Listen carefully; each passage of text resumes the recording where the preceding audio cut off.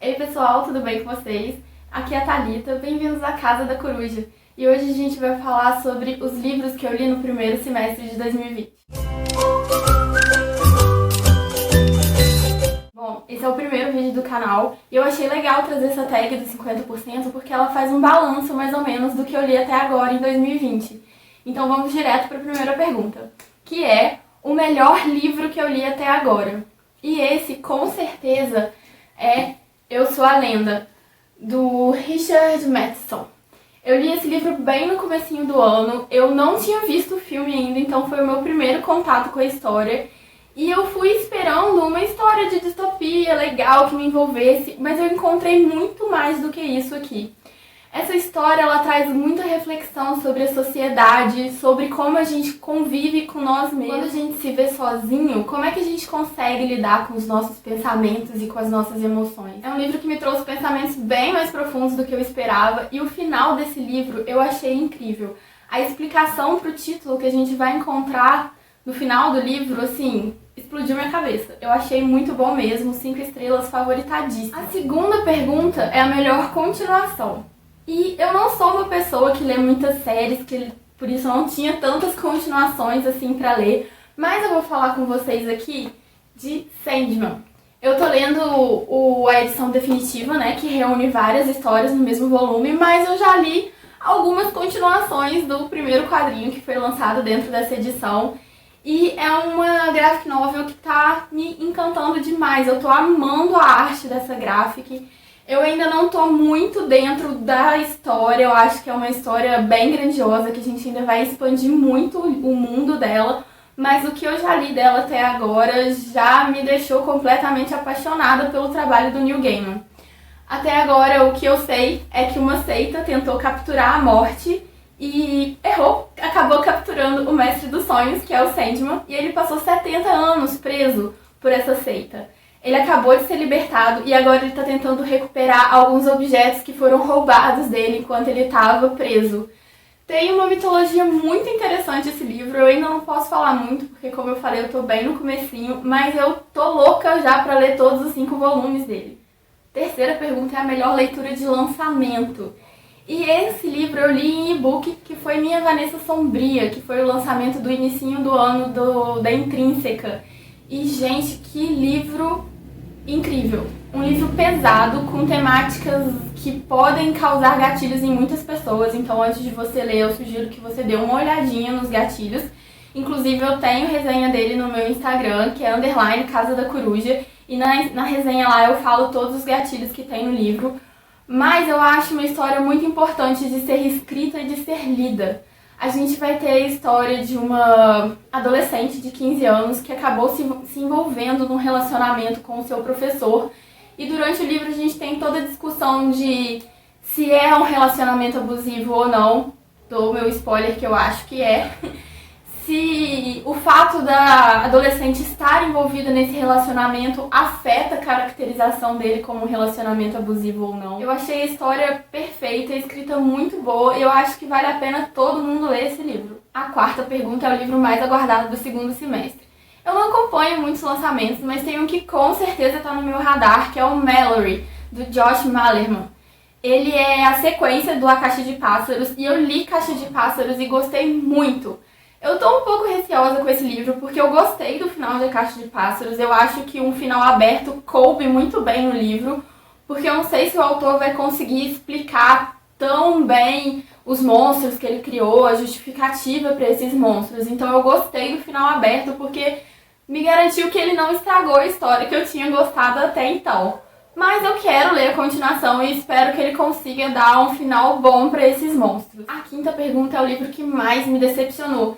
E, infelizmente, esse lugar vai para Irmãos Karamazov, do Dostoiévski. Eu tinha uma experiência muito boa com Dostoiévski, eu li Crime e Castigo dele e é um dos meus livros favoritos da vida. Eu gosto muito, eu acho o trabalho psicológico que ele faz com os personagens muito bom, mas esse livro aqui não conseguiu me agradar de jeito nenhum. Eu dei 2 estrelas para ele, também tem resenha dele no meu Instagram. E o que eu achei desse livro é que ele enrola demais com a narrativa às vezes.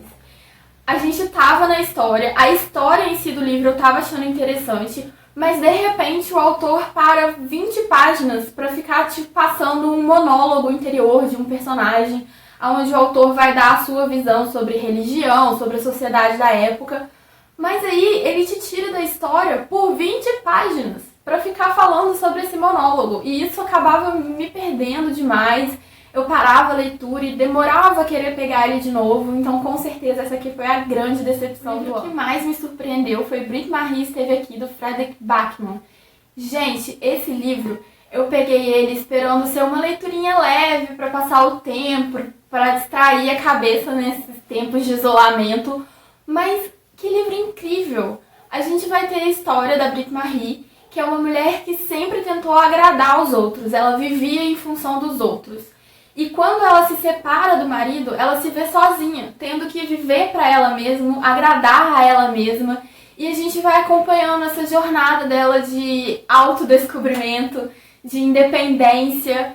E a narrativa do autor é engraçada, é um pouco irônica às vezes. Várias vezes eu me peguei rindo com o livro, que é uma coisa que é bem difícil de acontecer. Então esse livro foi assim, encantador, foi uma surpresa realmente muito boa. Novo autor favorito, esse título vai para uma autora brasileira, Marta Batalha.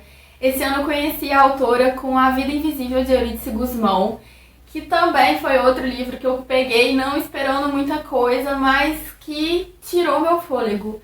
Eu achei muito interessante conhecer todas as mulheres que a autora retrata no livro, tanto a Eurídice Gusmão, quanto a irmã, quanto as vizinhas. A gente vai ter um retrato da sociedade da década de 70 no Rio, bem interessante. Claro que é um recorte bem específico, é uma sociedade burguesa, branca, mas ainda assim é um retrato do que essas mulheres viviam, todas as privações que elas passavam, dos obstáculos que elas tinham que superar, do lugar menor que era reservado a elas na sociedade. Foi um livro que me pegou já no primeiro capítulo. Eu gostei muito da escrita da Marta e eu quero conhecer mais livros da autora, com certeza. O livro mais diferente que eu li esse ano, eu vou ter até que ler o título, porque é A Extraordinária Viagem do Fakir que Ficou Preso em um Armário IKEA. Esse livro eu peguei de recomendação aqui no YouTube, no canal da Gisele, e eu não sabia direito o que eu ia encontrar naquela história. Foi assim, eu só vi ela falando bem, falou que era uma história engraçada e eu resolvi dar uma chance. Realmente é uma história bem puxada pra comédia pastelão, que várias coisas vão acontecendo uma em cima da outra, chega até o absurdo. Não é meu estilo favorito de história, tanto pra filmes, novelas, quanto livros, que foi o primeiro que eu li do gênero, mas não foi aquela coisa assim que super me agradou. Mas foi um livro interessante, foi legal pra passar o tempo, me distraiu. Fica aí minha indicação pra quem gosta de livros de humor, eu acho que vai gostar. O personagem favorito mais recente é uma criança que eu encontrei no livro Um Cavaleiro em Moscou. Esse livro aqui a gente tem um preso político que é sentenciado a passar o resto da sua vida em prisão domiciliar, que no caso é um hotel, porque ele morava em um hotel. E a gente vai ter a vida desse personagem nesse hotel. No decorrer dessa história, a gente vai encontrar aqui duas crianças que vão ter um certo tipo de relação com o protagonista. E as duas me encantaram demais. Mas a segunda criança que aparece nesse livro, eu quero que a minha filha seja igualzinha, gente. Eu adorei a personalidade da criança. Ela era sarcástica, bem-humorada, sabe? Tinha assim umas sacadas que eu falava, gente, como essa criança teve isso? Eu gostei muito. E é uma personagem que eu vou guardar pra sempre. Livro que me fez chorar. Eu ainda não chorei esse ano com livros. Já chorei muito com filmes e séries, mas livro em si eu não chorei. Mas eu vou deixar a indicação de um livro que me incomodou e que me deixou muito triste, que foi 12 Anos de Solidão. Eu já tinha visto o filme desse livro e quando eu descobri que existia um livro também, eu com certeza corri pra ler. E eu gostei muito. É uma narrativa forte. É outra narrativa pesada também e você tem que ir preparado psicologicamente para ler esse livro, porque ele é escrito pelo próprio Solomon, né? E ele vai dando detalhes da vida dele, a forma como ele foi escravizado. Gente, mexeu muito comigo. Eu acho que eu não chorei no livro porque eu meio que já conhecia a história do filme, mas realmente é um livro que você tem que ter muito estômago para ler. O livro que me deixou feliz foi o livro Sobre os Felizes, da Socorro Scioli. Eu não conhecia ainda também a autora, eu conheci ela através desse livro, que é um livro que reúne as crônicas que ela escreveu para o jornal O Povo. E tem cada crônica tão bonitinha, gente. Na verdade, tem crônica para todos os gostos. Tem umas crônicas que me fizeram pensar, tem umas crônicas que me fizeram quase chorar, que me deixaram triste, mas tem outras crônicas assim que eu lia com um sorriso no rosto, que aí dava aquele quentinho no coração. É um livro, acho que até pouco conhecido da autora. Não sei se muita gente sabe que ela tem essa reunião de crônicas, mas eu acho que vale muito a pena conhecer. Ele está disponível no Kindle Unlimited, se não me engano, então quem tiver esse serviço de assinatura aí, leia, porque vale a pena. A melhor adaptação cinematográfica foi de um conto desse livro aqui, do Stephen King, Escuridão Total Sem Estrelas, especificamente do conto 1922, que o filme tem esse mesmo título. Nesse conto a gente vai acompanhar um marido que vai assassinar sua esposa e esconder o corpo dela. Eles vão estar numa disputa por dinheiro e a solução que ele vai encontrar vai ser matar a mulher. Esse é um acontecimento que acontece bem no comecinho do conto e a gente vai acompanhar os desdobramentos psicológicos que vai ter, tanto no protagonista quanto no filho do protagonista. É um conto bem interessante, eu tinha adorado já o conto. Aliás, todos os contos desse livro eu gostei bastante, eu recomendo. E o filme, ele conseguiu captar bem a essência do conto, sabe? Essa ambientação meio macabra, esse suspense que você não sabe o que tá acontecendo, se tá acontecendo mesmo, ou se é o protagonista que tá imaginando. Foi um filme que eu adorei assistir. A minha resenha favorita foi uma resenha em vídeo que eu fiz pra Orlando, da Virginia Woolf, lá no Instagram, tá no meu IGTV. E esse foi um livro que eu li acompanhando a leitura conjunta da Mel Ferraz, do blog Literaturice. E eu acho que essa resenha ela ficou muito enriquecida pelas discussões que a gente teve nessa leitura conjunta. Então eu adorei falar sobre esse livro, é um livro que eu amei ler e eu achei que a resenha ficou bem legal. Para livros mais bonitos que eu comprei esse ano, eu tô tentando não comprar tantos livros, eu tô com uma pilha bem grande de livros a ler ainda, mas eu aproveitei a Semana Geek na Amazon e comprei as Graphic Novels MSP. E eu acho essas capas super gracinhas. Eu trouxe aqui para ilustrar as duas capas do Chico Bento, mas eu também comprei a do Cebolinha e a da Turma da Mônica, e eu tô apaixonada pela arte dessas HQs, gente.